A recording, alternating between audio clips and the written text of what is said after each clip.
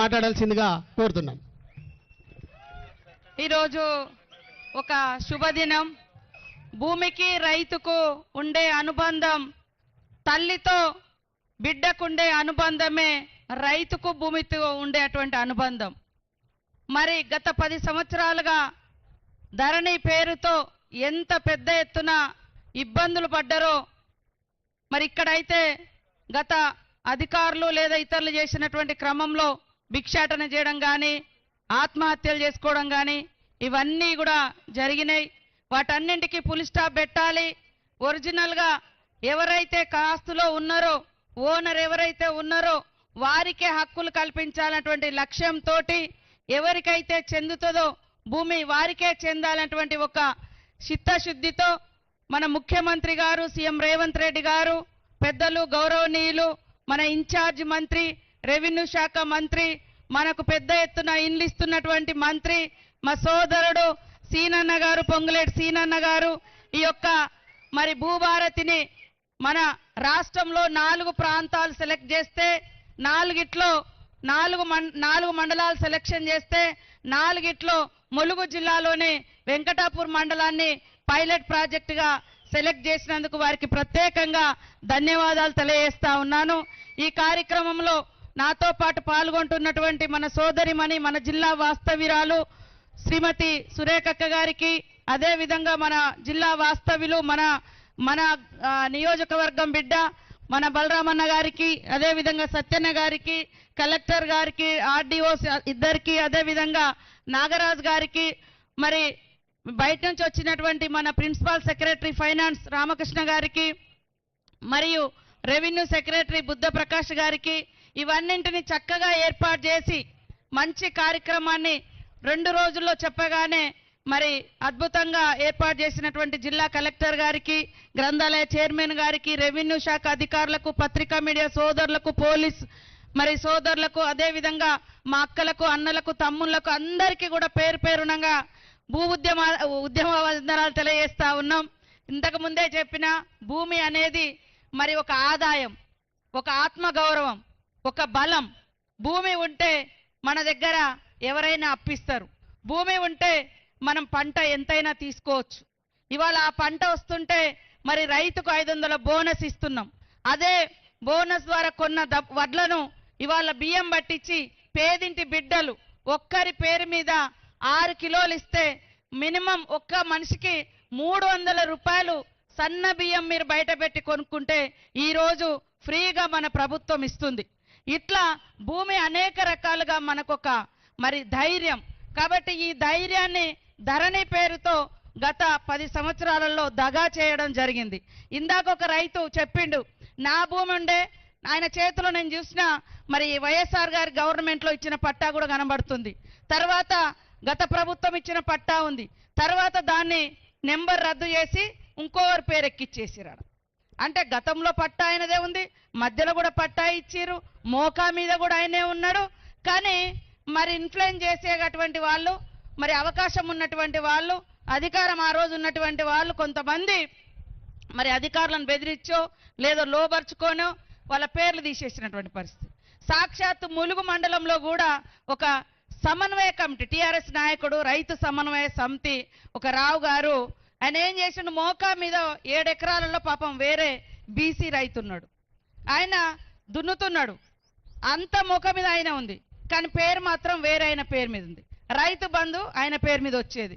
మేము ప్రెస్కు కూడా ఇచ్చినాం, ఏందే ఇది న్యాయమా అంటే, నేనేం ఎక్కించుకోలే, రైతు బంధు నాకు వస్తుంది, నేనేం చేయాలి, మోక మీద మీరు ఉన్నారు, పంట మీకు వస్తుంది అంటే. ఇంత పచ్చిగా కూడా మరి వాళ్ళు గతంలో అసలు ఆడ భూమి కనపడకున్నా, భూమి ఉంటే వేరే వాళ్ళది ఆక్రమించుకోవడం, పాపం అరగోస పెట్టినటువంటి దాఖలాలు కనబడ్డాయి.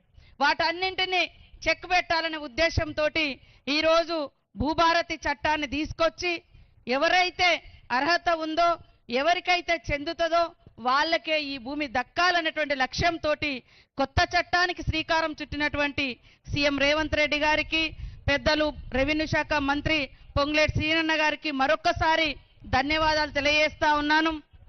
అధికారులు కూడా మనం చూసినాం, గతంలో వీఆర్ఓలను వాడుకున్నంత వాడుకున్నారు గత ప్రభుత్వం, బీఆర్ఎస్ నాయకులు. ఎక్కడంటే అక్కడ వీళ్ళ భూమి వాళ్ళ పేరు మీద ఎక్కించుకున్నారు, వాళ్ళవి వీళ్ళకి ఎక్కించారు. తర్వాత లాస్ట్కి ఏం చేసిర్రు, వాళ్ళే దొంగలు, అధికారుల దొంగలని వాళ్ళని తీసేసారు. మొత్తం ఎక్కింది ఏమో వాళ్ళ భూములు, వాళ్ళ పేర్ల వేరే వాళ్ళ భూములు వాళ్ళ పేర్ల మీద ఎక్కించుకున్నారు, వాడుకున్నారు, అధికారులను వాడుకొని ఎక్కించుకున్నారు. తర్వాత అధికారులను దొంగలని చెప్పారు.